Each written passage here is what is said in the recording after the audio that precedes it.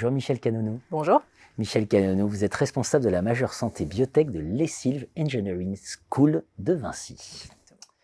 On va parler ensemble de la santé.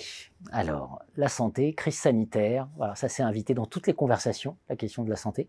On a découvert que des hôpitaux étaient attaqués, voilà, des cyberattaques contre les hôpitaux, ça a sidéré tout le monde.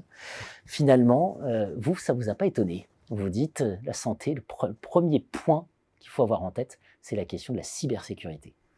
Effectivement. Alors, je dirais que peut-être que c'est le deuxième point, la cybersécurité, parce que quand on parle de santé, on parle quand même toujours de la technologie qui est là pour aider la santé humaine. On parle toujours de ces données massives de santé auxquelles on a accès, du type de traitement de données qu'on peut faire pour avoir une information sur l'état de santé d'un patient en particulier ou d'une population. Donc, un certain nombre de données, de technologies, de dispositifs médicaux qui vont tourner autour du patient. Donc ça, c'est le point numéro 1. Mais effectivement, le point numéro 2 serait des problématiques de cybersécurité. Parce que comme je viens de le mentionner, la santé aujourd'hui, c'est beaucoup de données, d'accès à des données de patients. Et finalement, ça souligne des problématiques de sécurité parce que, comme on l'a vu, un certain nombre de cyberattaques, des hôpitaux qui ont été complètement bloqués, des systèmes d'information hospitaliers qui ont été bloqués parce que des personnes ou des organismes malveillants ont eu l'occasion d'accéder à ces systèmes d'information. Mais point principal, la santé autour du patient d'abord, pour apporter des solutions de soins, mais forcément, ça révèle encore une fois des problématiques de cybersécurité. Ouais, et la santé en profonde transformation, hein, parce que ce n'est pas la seule, il y a par ailleurs toute la question écologique. Voilà, la santé en pleine transformation. Tout à fait. Parce que, effectivement, comme on l'a dit, la santé, c'est aussi la cybersécurité, mais c'est aussi une multitude d'autres choses en réalité. Et c'est pour ça qu'on voit aujourd'hui la mise en place de référentiels qui sont développés pour notamment évaluer ce qu'on appelle la maturité des systèmes d'information d'établissements de santé, donc pour savoir si un système d'information hospitalier est capable de répondre à des besoins fonctionnels, à des besoins structurels. Est-ce que dans l'hôpital, on a tout ce qu'il nous faut pour proposer des solutions de santé de qualité? Mais au-delà de ça, effectivement aussi, est-ce que ce système d'information est viable face à des problématiques de cybersécurité?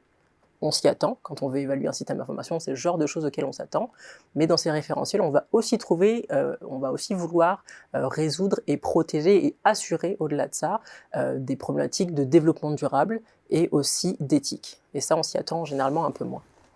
Alors, quand on est responsable de la majeure santé biotech, comment on forme, comment vous appréhendez le degré de maturité de la pratique, voilà, concrètement, et comment on forme des étudiants à tous ces défis. Sans surprise, tout ce qu'on va faire, ou dans la grande majorité des enseignements, on va se poser la problématique ou la question de la donnée de santé, de la donnée de patient, qui est une donnée qui est sensible. Et on va l'aborder selon deux aspects. Premièrement, l'éthique, parce qu'encore une fois, de la donnée de santé, c'est pas juste de la donnée, c'est quelqu'un qui est caché derrière.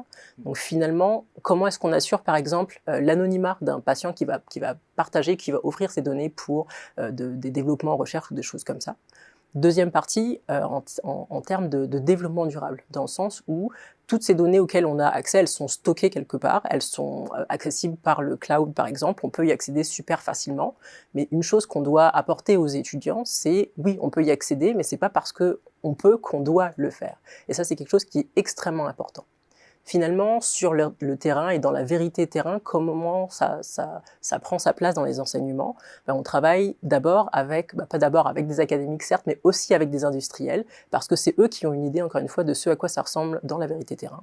Et finalement, on travaille avec eux dans des projets de session ou des projets d'année, avec des vraies problématiques dans la vie réelle, si vous voulez. Et c'est là que l'ensemble des équipes enseignantes et aussi les étudiants, peu importe leur profil, peuvent travailler encore une fois sur des problématiques d'un point de vue éthique, d'un point de vue développement durable, mais surtout sur des cas qui sont réels. Et c'est ça qui est particulièrement important. Bien sûr, un sujet absolument majeur, la santé. La tech, le monde d'après, un défi pour l'enseignement supérieur, c'est le livre blanc du pôle Léonard de Vinci. On retiendra cette formule, valable à mon avis pour tous les secteurs et toutes les entreprises. Finalement, c'est pas parce qu'on peut le faire qu'on doit le faire. Voilà. L'apprentissage de l'éthique. Merci Michel. Merci beaucoup.